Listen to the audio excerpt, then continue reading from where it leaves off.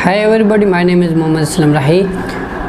आज का जो हमारा लेक्चर है वो बहुत ही ख़ास है पाकिस्तान स्टडी के स्टूडेंट के लिए, और जितने भी सोशल साइंस के डिपार्टमेंट में उसमें एज ए माइनर और मेजर पढ़ाया जाता है। तो बगैर वक्त ज़ाय कि हम अपने लेक्चर की तरफ चलते हैं। आज का जो हमारा लेक्चर है वो है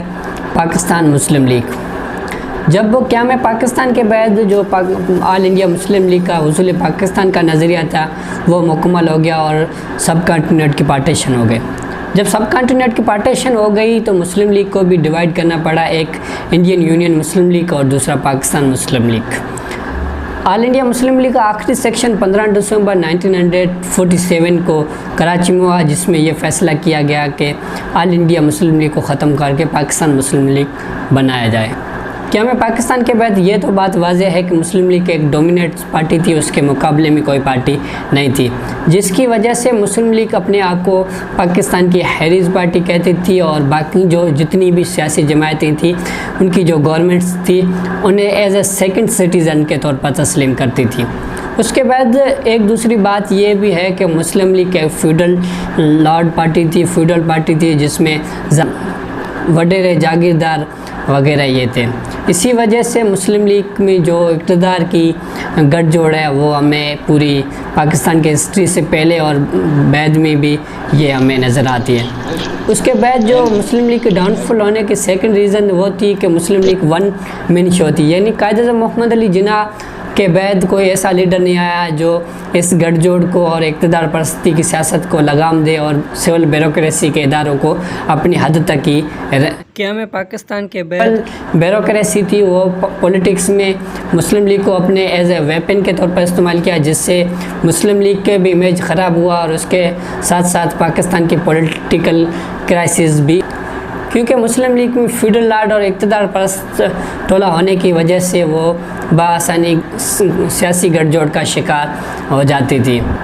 उसके बाद मुस्लिम लीग में इंटरनल डिविजन्स भी हाई रेट्स पे थी, जिसके पेट्रोनाइज हाई लेवल की जो टॉप क्लास की लीडरशिप थी वो भी इन ग्रोह के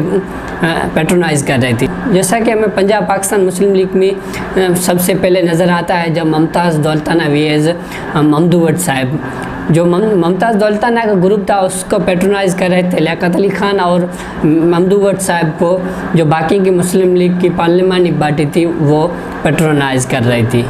इसके अलावा जो नॉन लीगी गवर्नमेंट थी उससे भी हॉस्टिलिटी का एटीट्यूड था मुस्लिम लीग का, जैसे कि NWFP में खुदाई खिदमतगार की गवर्नमेंट थी, या आप रेड पोशा कह लें उसकी गवर्नमेंट थी, उससे भी मुस्लिम लीग ने डिसॉल्व कर दिया। उसके बाद खिज़र हयात जो पंजाबी यूनियनिस्ट पार्टी थी उससे भी मुस्लिम लीग की नहीं बनती थी। इन तमाम वजूहात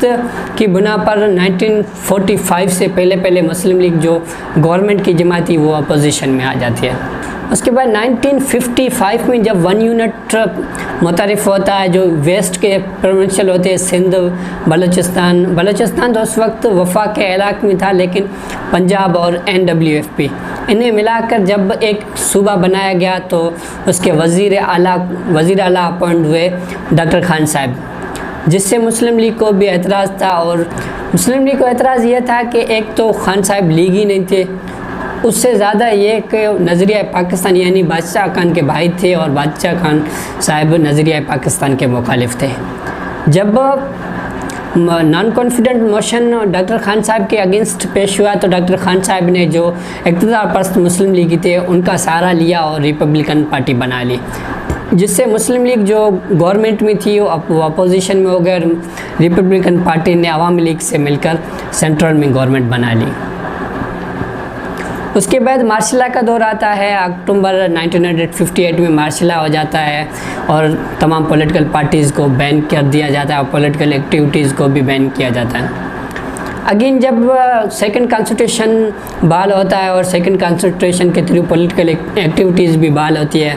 तो अयूब खान, उसके बाद अयूब खान 1960 में जब बेसिक डेमोक्रेट्स के मदद से प्रेसिडेंट अपॉइंट हो जाते हैं, और उसके बाद अयूब खान को भी एक पॉलिटिकल पार्टीज़ की ज़रूरत पड़ती है तो मुस्लिम लीग को आज़माने का फ़ैसला करते हैं। अयूब खान जब मुस्लिम लीग को आज़माने का फ़ैसला करते हैं तो उसकी राह में सबसे बड़ी जो रुकावट होती है वो मुस्लिम लीग काउंसिल यानी काउंसिल के जो मेंबर थे, जैसा कि सरदार रब नश्तर साहब और बहादुर खान साहब, ये सबसे बड़ी रुकावट काउंसिल थी। ऐसे वक्त में जनरल साहब के काम जो है वो थे खलीक उर रहमान ने जनरल साहब को ये एडवाइस दी कि आप ऐसा करें कि जो इक़्तिदार पर टोला है उसे साथ मिलाकर आप एक अलग पार्टी बना लें, जिससे Muslim splitted into 2 groups, one as the conventional Muslim League, other as the Council Muslim League, one as the pro Ayub and other as the anti Ayub. उसके बाद जब 1955 में जब प्रेसिडेंशियल इलेक्शन होते हैं तो मुस्लिम लीग कन्वेंशन COP यानी कंबाइंड अपोजिशन पार्टीज़ को ज्वाइन कर लेती है और अगेंस्ट अयूब मिस फातिमा जिन्ना को एज ए कैंडिडेट नॉमिनेट करती है। उसके बाद 6 अक्टूबर 1965 को पाक एंड वार हो जाती है और उसमें पाकिस्तान की जो प्रेस होती है बिल्कुल खुसूसन जो पाकिस्तान नेशनल ट्रस्ट जो कि उस वक्त अयूब गवर्नमेंट के कब्ज़े में होती है वो सफ़ेद को स्याह और स्याह को सफ़ेद करके पेश करती है, जिससे क्या होता है कि जिसका नुकसान ये होता है कि जब पाकिस्तान ताशकंद डिक्लेरेशन की टेबल पे बैठता है और ताशकंद डिक्लेरेशन का मुआहदा करता है तो अवाम में ये रुझान पाया जाता है कि ग्राउंड जो बैटल ग्राउंड है वहाँ पे तो पाकिस्तान जीत गया लेकिन टेबल टॉक पे हार गया। और जो अयूब खान के मिनिस्टर थे वो भी यही बात कहने लगे, जैसे स्पेशली जुल्फ़िकार अली भुट्टो साहब ताशकंद डिक्लेरेशन पे अयूब खान की गवर्नमेंट को बहुत ही क्रिटिसाइज़ करते थे, जिसकी वजह से डेमोन्स्ट्रेशन बढ़ गई और रावलपिंडी में स्टूडेंट और लेबर ने एक प्रोटेस्ट किया जिस पे गोली चल गई। उसके बाद फर्दर हालात ख़राब हो गए और फाइनली मार्च 1968 को अयूब खान ने रेजिग्नेशन दे दिया। अयूब खान ने रेजिग्नेशन दे दिया तो general Zia Khan as a chief martial administration nominated हो गए और जब नॉमिनेट हुए तो उसके बाद LF लीगल फ्रेमवर्क ऑर्डर दिया जिसके तहत उन्होंने वायदा किया कि 1970 में इलेक्शन कराएंगे। दिसंबर 1970 में इलेक्शन हुए, दोनों मुस्लिम लीग के दोनों ग्रुपों ने अलग अलग अपने इलेक्शन कैंपेन शुरू की। जब पाकिस्तान पीपल्स पार्टी की गवर्नमेंट बनी 1973 में तो लेकिन इससे पहले पीर पागारों की क़यादत में मुस्लिम लीग अगेन रीयूनाइटेड हो गए और नेशनल अवामी पार्टी के साथ मिलकर अपोजिशन में बैठे। 1977 की इलेक्शन पाकिस्तान मुस्लिम लीग ने IGI के प्लेटफॉर्म से लड़ी और जब रिज़ल्ट अनएक्सपेक्टेड आए, जब पीपल्स पार्टी जीत गई तो रिज़ल्ट मानने से इनकार करके प्रेसिडेंशियल जो इलेक्शन थी उसका बाइकाट कर दिया और मुल्क गिर एहतजाज की कॉल दी, जिससे मुल्क में अफरा तफरी फैल गई, जिसके तहत फिर से पाकिस्तान में 5 जुलाई 1977 को अगेन मार्शल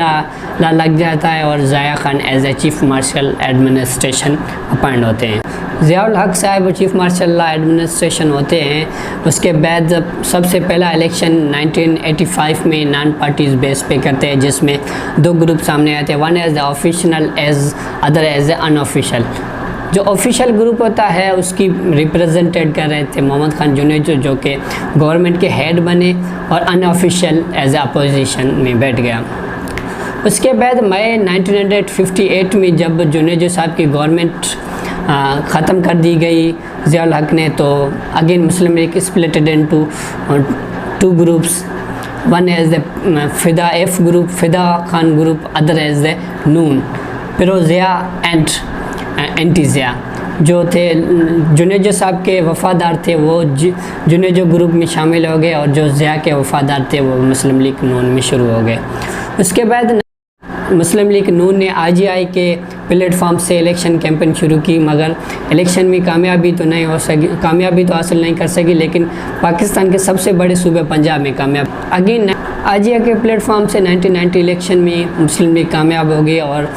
सेंट्रल में गवर्नमेंट बनाई जिसके हेड थे मियाँ मोहम्मद नवाज शरीफ। उसके बाद 1993 में जब गुलाम इसहाक़ खान ने मुस्लिम लीग की गवर्नमेंट को डिसॉल्व कर दिया और अगेन इलेक्शन हुई 1993 में, तो मुस्लिम लीग अगेन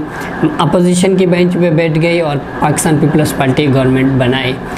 और उसके बाद जब 1997 को जब फिर इलेक्शन हुई तो मुस्लिम लीग ने अगेन सेंट्रल गवर्नमेंट बनाई और 1997 में मुस्लिम लीग ने IGI को छोड़ के अपने ही प्लेटफॉर्म से अपने ही नाम से इलेक्शन की कैंपेन स्टार्ट की और जो अपने ही मैनिफेस्टो के तहत इलेक्शन